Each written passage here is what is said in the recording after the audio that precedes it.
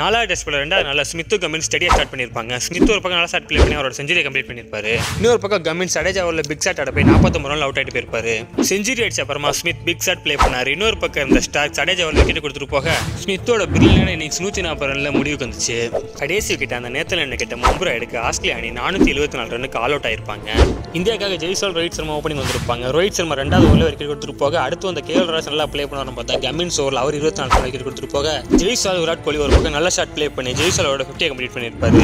இவங்க 2 பேர் ஸ்டடியா ப்ளே பண்ணி இந்தியாவுக்கு 100 ரன் பார்ட்னர்ஷிப் கொடுத்துருப்பாங்க. நல்லா ப்ளே பண்ணிக்கிற ஜெய்ஸ்வால் ஒரு சிங்கிள் எடுக்க போய் ரன் அவுட் ஆயிட்டு போக அடுத்து விராட் கோலி 6வது ஸ்டம்பில் வந்த பால் அடிக்க போயிட்டு அவர் விக்கெட் கொடுத்துட்டு போக இந்தியா ஒரு மோசமான நாளைக்கு போயிட்டாங்க. நைட் மேட்ச் மேன வந்து ஆகாஷ் 12 பால் அடி 0 ரன் அடிச்சு அவர் விக்கெட் கொடுத்துட்டு போக ஜெய்ஸ்வால் ரன் அவுட்டுக்கு முன்னாடி வர இந்தியா 152க்கு 2 ஸ்ட்ராங்கான பொசிஷன்ல இருந்தாங்க. ஜெய்ஸ்வால் விக்கெட்டுக்கு அப்புறமா 160க்கு 5 ஒரு மோசமான நாளைக்கு போக கடைசியில் ஜடேஜாவும் ரிசர்வ் பண்ண ஸ்டெடியா ப்ளே பண்ணி 164க்கு 5 அந்த டேயோட பிளேயை முடிச்சிட்டாங்க. டே 3 என்ன நடக்குதுன்னு பொறுத்திருந்து பார்க்கலாம்.